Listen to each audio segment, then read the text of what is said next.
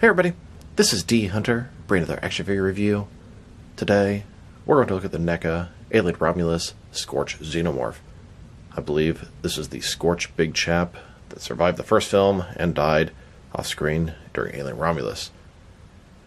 I pre-ordered this from the Neca store. It arrived today, so let's take a look at the packaging. As you can see, Alien Romulus Scorched Xenomorph comes with a large face hugger.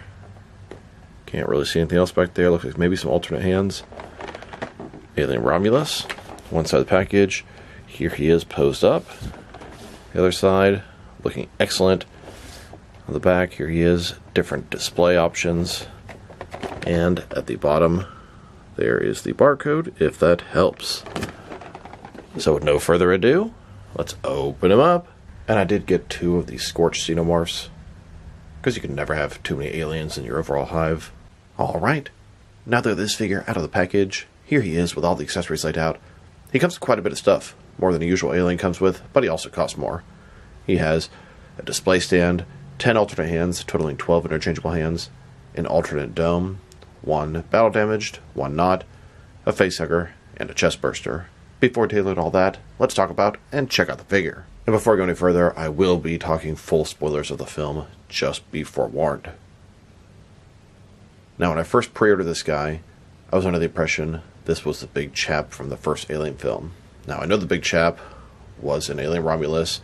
He wasn't actively in it, but he was still alive. He killed the majority of people on the space station, and then they killed him, and he was hanging up in the rafters. Since it was a Scorched Xenomorph, I just assumed it was going to be the battle-damaged big chap that they brought back from the first film. But it turns out this is actually a regular alien from Alien Romulus, and if I'd known that, I would have ordered even more. I'm going to have to get 4 more, because I want to get 6 of them. I always get 6 of each of the regular Alien films, alien monsters. I think it's really cool that we have the alternate battle-damaged head, but honestly, I don't remember a Scorched Xenomorph in the film. I only saw Alien Romulus the one time at theaters. It's out now in digital, so I want to rewatch it. Maybe I'm just forgetting something. For some reason in my head, I thought they were leading off with the battle-damaged big chap from the first film and the accessory set, and then they were probably going to make the offspring and an Alien Romulus alien next. I was mistaken. Doesn't really change anything. So let's take a look. Start with this head here. Now, of course, aliens have a very signature look. They have a smooth head for the most part. Of course, aliens and AVP2 have a ridged head, and I love them both. But it looks fantastic. The semi-transparent dome, the sort of tiger stripes under there. The head has a pretty loose feel to it. I mean, it stays where I want it to, but it's not really tight. But man, that looks gorgeous. Look at that dome. Nice job, Neca. The skin is sort of slimy looking, shiny. I like that. Makes the alien feel like he's kind of wet. Got the tubes in the back. The extra one in the middle. Of course, we have the damaged part here, and it looks like we have an alternate one to swap out. And that'll be really cool when I eventually have 6 of these guys. I'll have 5 regular ones, 1 damaged one, sort of leading the pack, kind of like Grid from AVP. The mouth opens. We have the second mouth on the inside. A lot of time I have trouble getting those in and out of Neca figures. Nice, not too bad. They do seem to be improving their quality control. Used to have so many problems with these 2 different joints. They're super articulated, but like everything's stuck and you can't use when you break them. Neca has done a great job of improving. I don't know if there's different factory or they're putting more pressure on them. But man, so many issues with these kind of joints with older Neca alien figures. Done a lot of improvements. A lot of black, a lot of brown, a lot of texturing. Weird sort of stomach. It's loosely based off the big chap. I sort of see some influence from Stompy, from Alien Isolation. And I appreciate the fact that it's a little bit different. Each of the Alien films has an alien that's similar, but different to what's come before. The toes, kind of interesting. We got 2 of the toes sort of sticking up, almost claw-like. The tail looks very sort of bony. It looks amazing. Very, very nice. It's been a while since we got an alien figure, so looks like they put a lot of effort into this one. And a closer look at his face and head sculpt. Very glossy, very shiny, and I'm totally cool with that. Looks very nice. And then, here's the figure, broken down as far as he can go, with all of his removable parts detached. Now let's check out his accessories. And the truth is, it's a little bit much. 12 different hands. I'm not complaining by any means. It's nice to have the more accessories, the better. But I'm really just going to pick one pair of hands and leave them on the figure and put the rest into a baggie. 12's a bit much, 6 on each side. I really appreciate the face hugger, the chest burster. Don't care about the display stand whatsoever. Alien figures don't really need them. The tail is a display stand in itself. And then the different domes. That's a really cool idea. Here's his display stand. It comes in 2 separate pieces. When put together, it looks like this. We have a transparent base and a post with a little thing at the top that, I don't know, maybe hold onto the stomach area or something. It can rotate a little bit, but it can't really go forward, which is sort of what I'd expect. I don't know. I guess like hold him in his crotch area. I don't know. It's honestly, I don't like display stands very much, and this one would be super noticeable if that's how you have to do it. And like I said, the alien just put his tail in the right way, lean back, and bam, they're so easy to stand up. Now let's check out his hands. He has a total of 12 of them, 6 right hands and 6 left hands. Here he is with his first pair of hands. Kind of like a pair of gripping hands. Looks like maybe he could hold something large, maybe some grabbing hands. These are the hands he came with in the package, and are probably the hands I'm going to leave on the figure for the most part. Here's his second pair of hands. A little more open pair. Kind of creepy, claw-like. So far I like these hands better than the previous ones. Here's his third pair of hands. This one, also kind of creepy looking. He's got like the back fingers sort of curling inward. Here he is with what I would call some sort of default hands, the most regular looking hands on him. Here's some sort of open attacking hands. These look really cool. Claws are out there. It looks like he's going to grab somebody and hold them while he head bites them. And then we have these, I don't even know how to describe them exactly, but the hands are a little more curled up. This kind of makes me think of when he first came out of that little cocoon thing on the wall. A lot of options there. Pretty cool. Speaking of that cocoon thing, they damn sure should have included that with the accessory pack.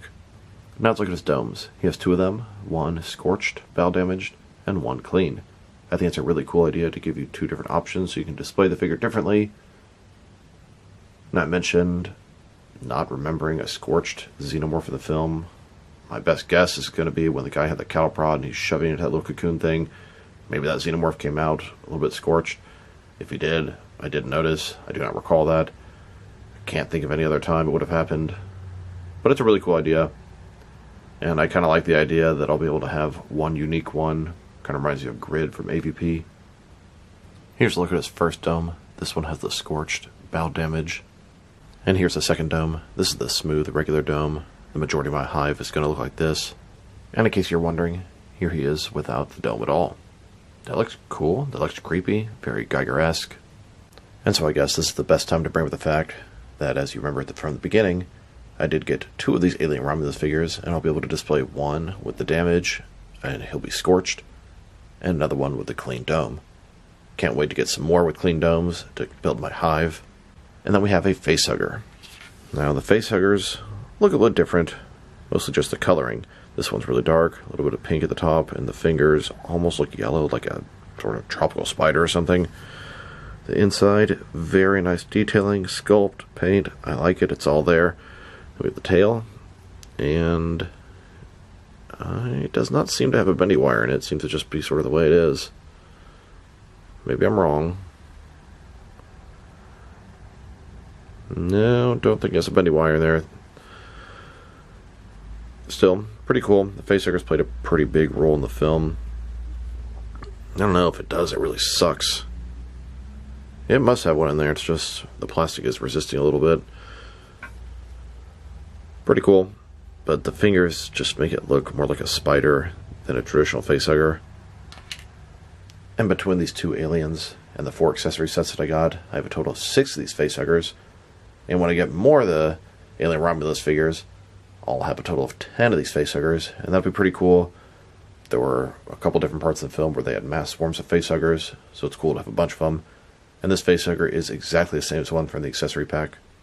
Now let's look at the chest burster. Chest burster looks pretty much like a chest burster. It's got the little arms. It's in sort of a fleshy type color. You can see the dome at the top. Face looks pretty good. You can See, it's got those little holes there because it's sort of bendable plastic, has a bendy wire in it. He's very top heavy, just wants to fall forward. It's having a little bit of trouble. I'm trying to get the facehugger to sort of just stand up. Like I say, he's just very, very top heavy here. I was able to get them to sort of stand on their own by twisting the tail like this. They are still really, really top heavy, but it can be done. And then just so you know, the accessory set came with 2 chest bursters. One, exactly the same as the one that came with this alien, and one that's sort of slithering on the ground. Now they're taking a pretty good look at the figure and its accessories. Let's check out his height. So, I put him about as tall as he possibly can be. Straightened up his knees, his ankles a little bit, and this is him in pretty much his tallest position. From bottom to the top of his head, standing about 10.1 inches tall, which can translate to 25.5 centimeters. Now, you can adjust his knees, his ankles, and make him a little bit shorter if you'd like, and for his articulation. And I'll tell you, alien figures have very complicated articulation. They're super articulated, but they're super stuck most of the time by NECA, and this guy is quite a bit better than usual. So, starting with his head. Can rotate around, up and down. Can tilt a little bit from side to side. Could just totally turn that thing around. Now it's a little bit loose, as you can kind of see, but at this point, it's kind of tight. And from what I read, pretty much every single Alien Romulus figure has kind of a loose head. Articulated jaw. Now, one of them has a pretty sort of misaligned jaw. This one's not too bad. We have the inner jaw, or tongue, or mouth, whatever you want to call it, that comes out. It comes out quite far. That thing's also kind of loose. Looks good. It's pink. Looks different than the rest of him. Shoulders. Ball joint goes out 90 degrees. Up, down, around. He's got double jointed elbow, and it has that little piece between the bicep and forearm. Here's the top part going in, wanting to be stuck. Sometimes a hot bath really helps these guys. I tested one, but I think it was the other one. So, here's the top part going in, and then the bottom part going in. Each piece has rotation. So, ton of articulation there. It's still a little bit stuck, but I swear in the old days that thing would have just snapped and broke. Wrists can rotate. Hinged as well. Like I said, a hot bath would help free up a lot of stuff, but be very gentle. Don't try to use brute force. That kind of was what I was doing. And you gotta know, just back off at a certain point. The torso has a ball joint here. Rotate around. Up and down a little bit. The rest of it is solid. His hips, they're on ball joints. They can go in and out. This part's where it obstructs it from going any further. Up. Down, can rotate against the ball. Then his knees, they go in more than 90 degrees. There is rotation there. And then his, ankles, and he's sort of like 2 sets, forward and back with rotation. And then below here, forward and back, also with rotation. And then we have his tail. It can rotate around to the top there. No more than that, though. And then the thing is a bendy wire. Bend it, make it flat. Thing is super long. Very nice. I mean, in the movie, their tails were quite long. There's at least 2, maybe 3 scenes where they use the tail to either pick somebody up or stab them and pick them up. Very nicely articulated. Very nice quality control compared to usual. Very nice alien NECA. Might be one of their best. It does seem maybe a little bit big. Can't wait to compare them with the different NECA aliens from each of the films. But I'd say quality-wise, probably best one. Excellent sculpt, excellent paint, excellent accessories, excellent quality control for the most part. Here's a look at these 2 xenomorphs, Alien Romulus style, one scorched, one regular, surrounded by a bunch of facehuggers and chest bursters. Now let's check them out, next to some other action figures, starting off with some other NECA figures from each of the different Alien films. Here are these 2 Alien Romulus aliens, next to two NECA Big Chap figures. Big Chap is the alien from the first Alien film in 1979, and you can see the new one is quite a bit larger, and there's some significant differences, mainly in the torso-stomach area. Now, there is an on-screen reason why this alien would look different than Big Chap, because they reverse-engineered Big Chap's blood or DNA to get the black goo, and then made their own version of the alien, so they're going to be a little bit different. But you can definitely see the similarities at the same time. Just the size difference is kind of getting me a little bit. And here they are, next to a couple of Ultimate Xenomorphs from 1986's Aliens. Then, with a couple of dog aliens from Alien 3. They're very tall when standing on their hind legs, but typically they're crawling on all fours. And now, with a couple of Alien Resurrection aliens. Here are these aliens, next to Grid and a regular alien warrior from Alien vs. Predator. And here they are, next to the Pred alien and an alien warrior from Aliens vs. Predator Requiem. These are older NECA figures that even predate the first wave of Alien figures in their current line. They've been promising forever that they're going to release a deluxe Ultimate Pred alien and do an updated version of the warrior, as well as an Ultimate Wolf on the Predator side of things. But it just seems like it's never actually going to happen at this point. Then, next to a couple of Deacons from Prometheus. And now, next to a couple of aliens from Alien Covenant. Here they are, next to that Alien Romulus accessory set.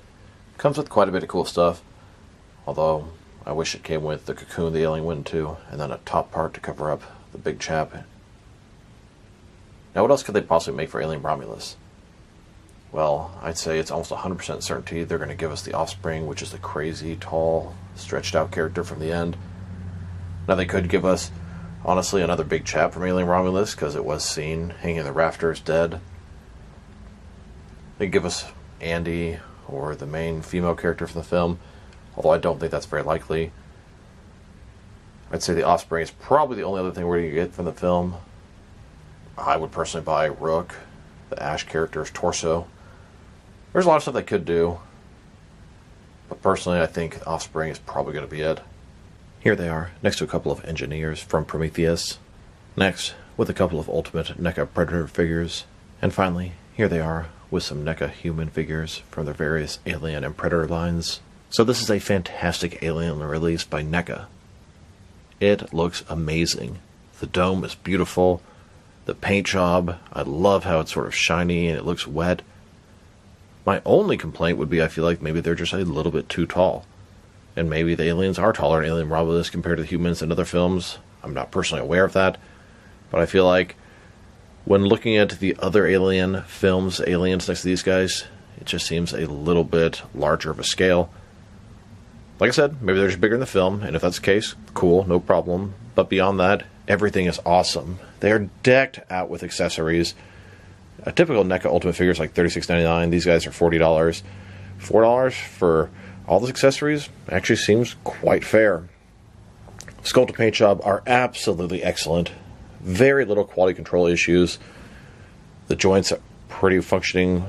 No breakage. Very little stuck. If I were to rate these guys, I don't see any reason to give them less than an 8. Solid release. This might be NECA's best Alien they've ever released. Personally, I like the design from Aliens because that's my favorite film. But these are some really good Alien figures. I got 4 more on the way. Going to make my hive of 6. I believe NECA's last Alien release was from Aliens Fireteam Elite, and that was more than 2 years ago. Sure, I still see Alien figures at the stores.